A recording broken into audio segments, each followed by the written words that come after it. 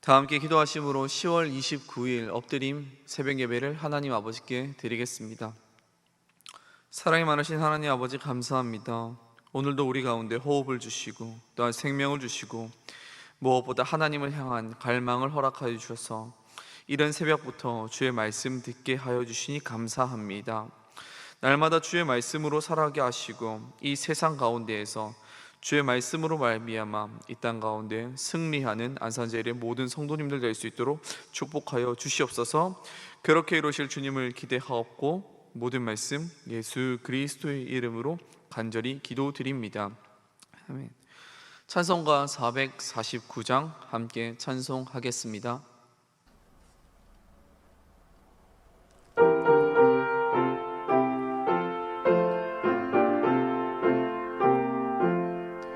예수 따라가며 복음 순종하면 우리 행할 길 환하겠네. 주를 의지하며 순종하는 자를 주가 늘 함께 하시리라. 의지하고 순종하는 길은 예수 안에 즐겁고 복된 길이로다. 해를 당하거나 우리 고생할 때 주가 위로해 주시겠네.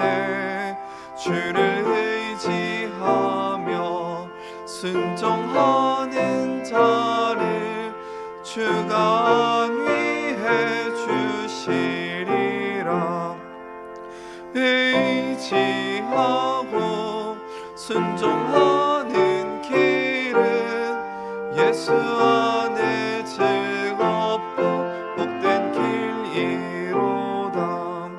남의 짐을 지고 슬픔 위로하면 주가 상급을 주시겠네. 주를 의지하며 순종하는 자를 항상 복 내려 주시리라.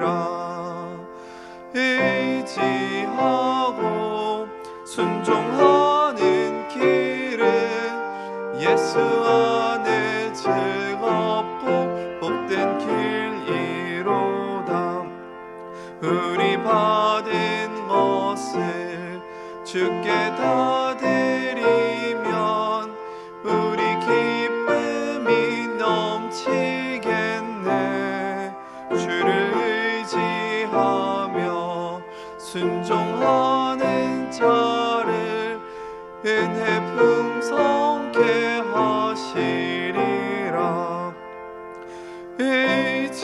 의지하고 순종하는 길은 예수 안에 즐겁고 복된 길이로다.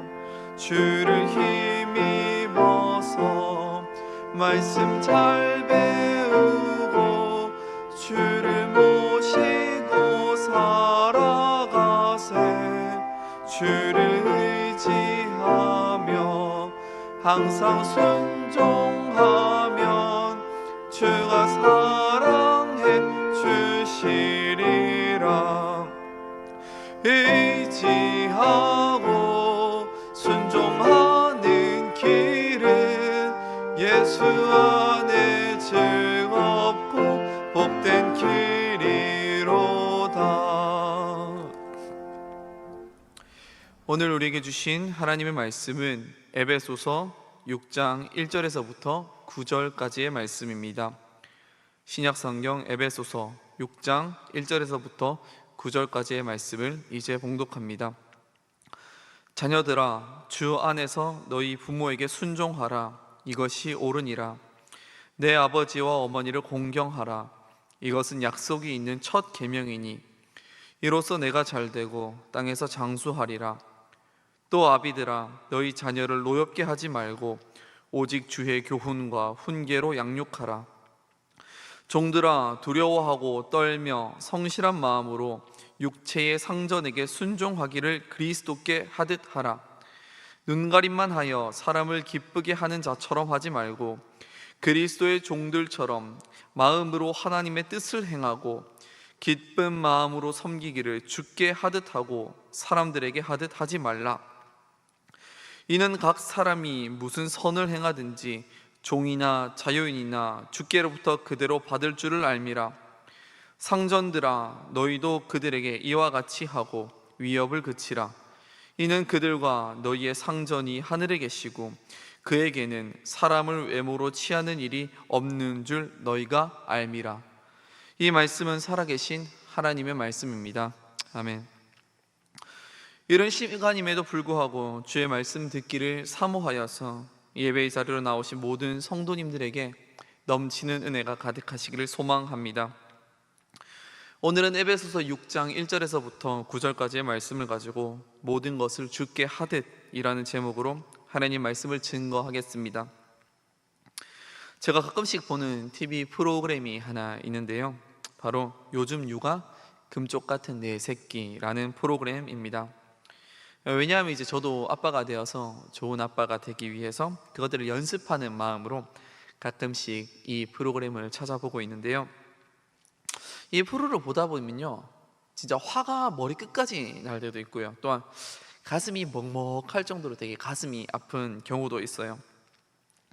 아마 자녀를 낳아보신 성도님들께서는요 다 아시겠지만 진짜 이게 내 마음처럼 자녀를 기른다는 것이 안 되고요, 또 제일 머리 아프고 또 제일 어려운 게 바로 이 자녀와의 관계의 문제인 것 같아요.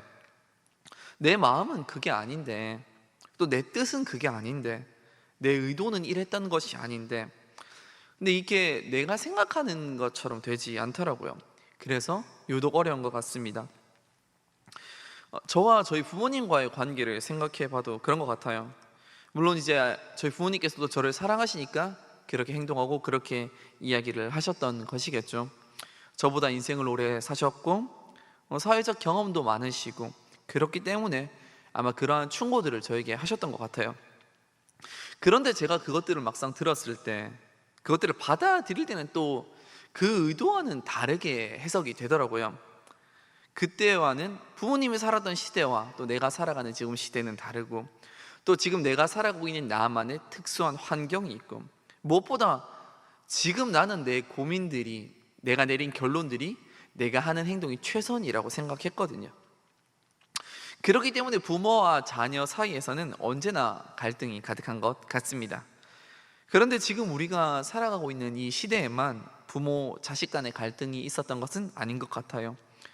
예수님께서 누가복음 15장에서요 둘째 아들의 비유, 우리에게는 탕자의 비유로 익숙한 그 비유를 하셨는데요, 아마 예수님께서 이러한 비유를 하셨던 이유가 뭐였냐면요, 그 당시에 이런 부모와 자녀 사이에 갈등이 있었던 것 같아요.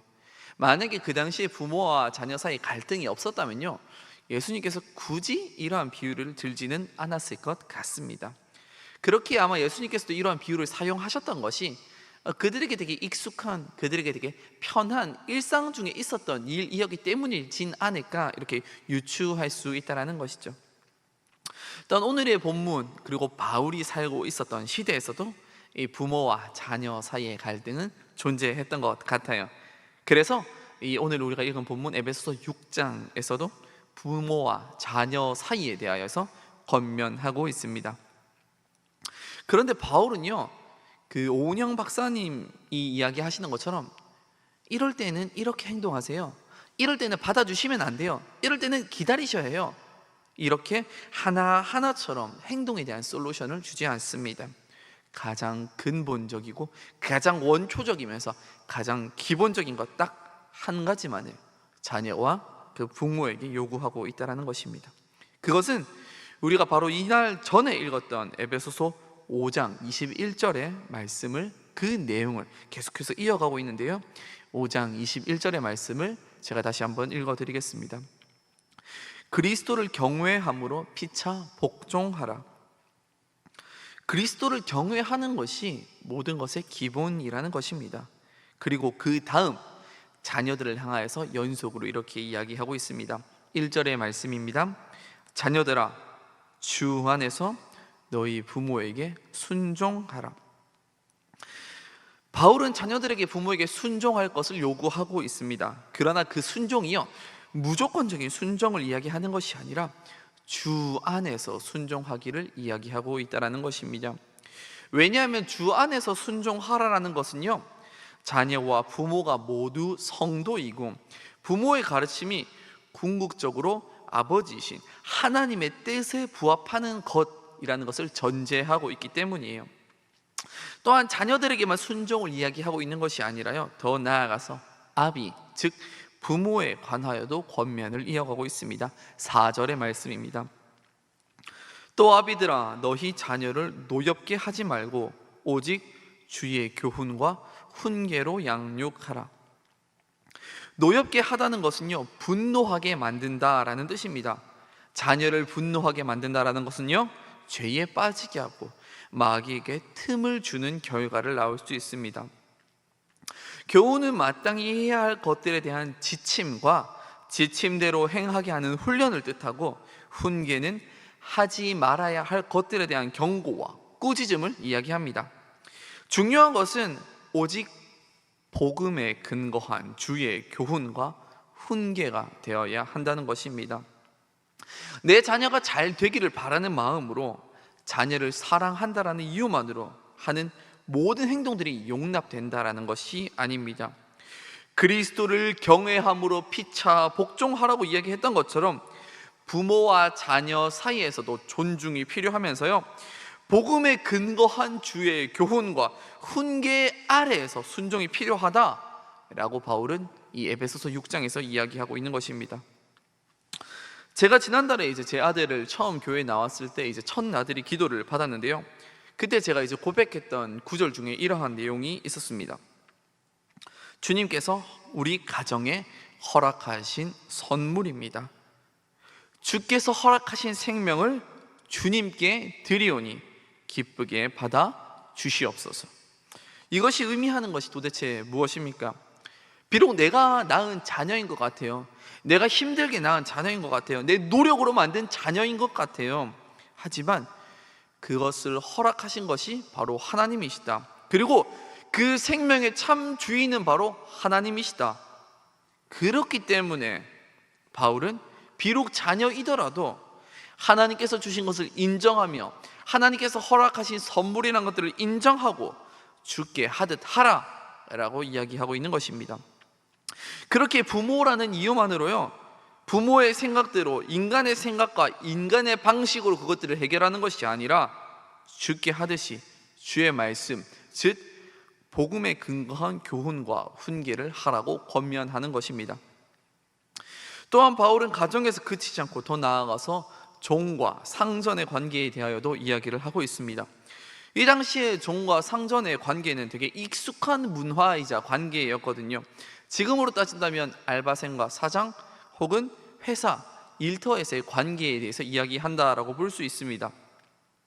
그리스도인들은 세상에서 잘 살아가야 합니다. 삶의 모범이 되어야 합니다. 왜냐하면 우리의 삶을 통하여서 하나님께 영광 돌리기 때문입니다.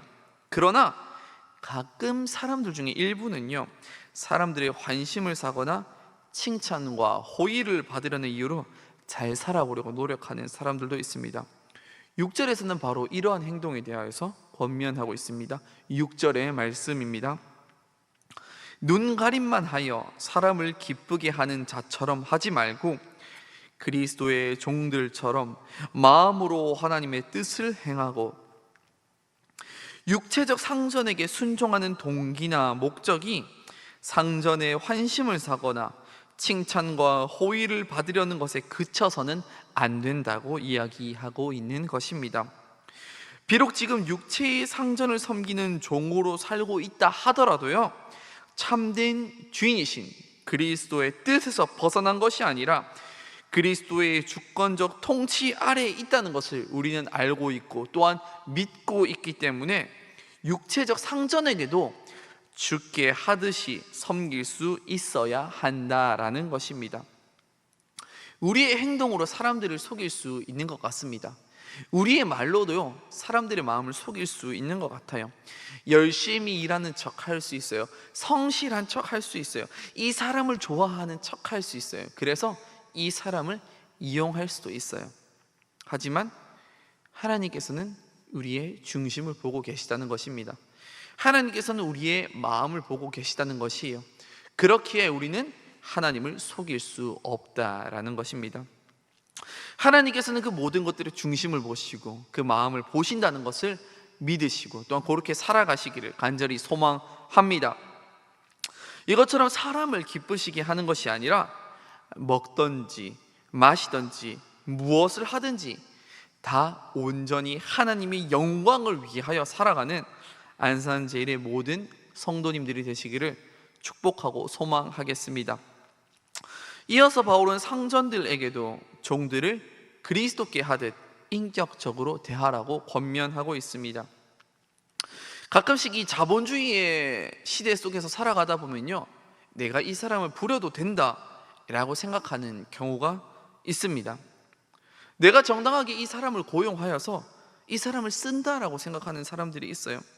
이것들이 이 자본주의 사회 속에서는 합법적이며 그것들이 나는 이럴 이유가 분명하고 당연하다라고 생각하는 분들이 있습니다. 하지만 이것보다 더 나아가서 어떤 경우에는요, 식당을 갔을 때 아니면 카페를 갔을 때 내가 이 음식을 사 먹는 것이 그 모든 것들을 포함한다라고 생각하는 경우가 있어요. 그것들이 극단적으로 치달았을 때 갑질 문화가 된다라는 것이죠. 또한 이 갑질을 비롯하여서 여러 가지 사회적인 문제가 발생한다라는 것이에요. 하지만 오늘 우리가 읽은 본문에서는 비록 종이라 하더라도 그리스도께 하듯 인격적으로 대하라라고 이야기하고 있습니다. 모든 사람은요, 하나님의 형상으로 지음받은 하나님의 피조물이며 하나님께서 지금도 사랑하고 계시는 우리의 형제, 자매이기 때문에 그를 사랑해야 하고 그를 긍휼히 여겨야 하고 그렇게 그를 주께 하듯 대하라고 바울은 오늘 우리 가운데도 요청하고 있다는 것입니다. 사랑하는 안산제일의 모든 성도 여러분, 우리는 하나님을 믿는 사람들입니다.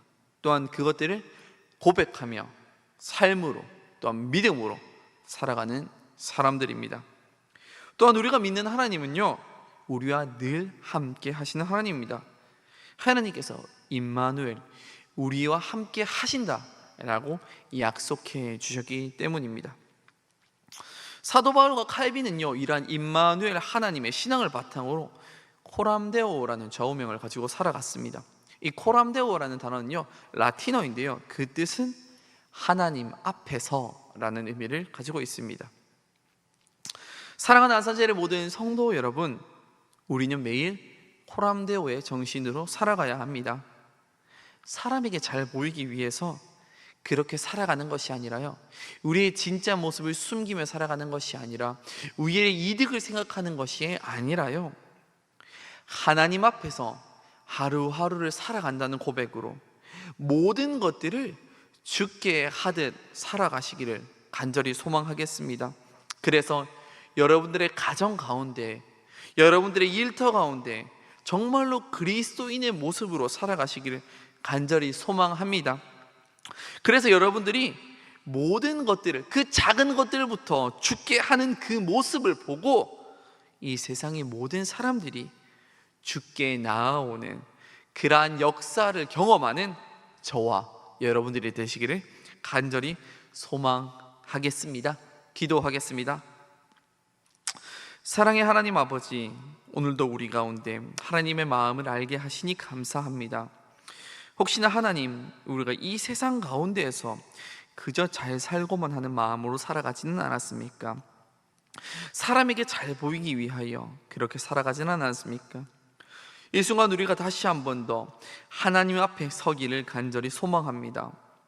하나님 앞에서 하루하루를 살아간다는 고백으로 모든 것을 주께 하듯 살아가기를 간절히 소망하오니 우리에게 그것들을 실천할 수 있는 믿음과 능력을 더하여 주시옵소서. 그래서 우리가 작은 것들로부터 모든 것을 주께 하는 그 모습을 보고 세상의 모든 사람들이 주님께 나아올 수 있게 주님 우리들의 삶을 받아 주시옵소서. 주님, 온마음 전도주일과 감사 특밤을 앞두고 있습니다. 그것들을 위하여 준비하는 손길 하나님께서 기억하여 주셨고, 또한 그곳에 있는 마음을 허락하여 주셔서 우리가 기도하는 태신자들이 그 하나님의 사랑을 온전히 느낄 수 있게 하여 주시옵소서. 그래서 그날 주의 전에 나와서 함께 주님을 예배하며 그 모든 것들을 감사함으로 고백하며 나아갈 수 있는 온마음 전도주일과 감사 특밤이 될 수 있도록 주님 축복하여 주시옵소서.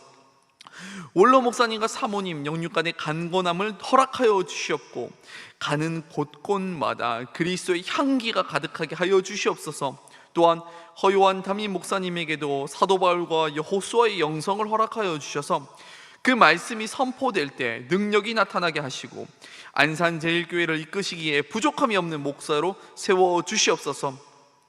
또한 고통 중에 있는 우리 환우들이 있습니다. 주님, 그들 가운데 친히 찾아가여 주사 위로하여 주시고 어루만져 주시고, 무엇보다 치료의 광선을 더하여 주셔서 그들이 주님의 능력으로 말미암아 온전케 되고 회복되는 역사가 일어날 수 있게 인도하여 주시옵소서. 또한 주님을 찾는 모든 자들에게 친히 찾아가여 주셔서 이 힘든 세상 가운데에서도 주님의 이름으로 말미암아 이 세상을 담대히 승리하며 나아갈 수 있는 우리 안산제일의 모든 성도님들 될 수 있도록 주님 함께하여 주시옵소서. 그렇게 이루실 주님을 기대하옵고, 이 모든 말씀 우리 주 예수 그리스도의 이름으로 간절히 기도드립니다. 하늘에 계신 우리 아버지, 아버지의 이름을 거룩하게 하시며 아버지의 나라가 오게 하시며 아버지의 뜻이 하늘에서와 같이 땅에서도 이루어지게 하소서. 오늘 우리에게 일용할 양식을 주시고, 우리가 우리에게 잘못한 사람을 용서하여 준 것 같이 우리 죄를 용서하여 주시고, 우리를 시험에 빠지지 않게 하시고 악에서 구하소서. 나라와 권능과 영광이 영원히 아버지의 것입니다. 이 시간 기도하실 때에 나라와 민족과 교회를 위해 또 오늘의 말씀을 놓고 계속해서 기도의 자리로 나아가겠습니다.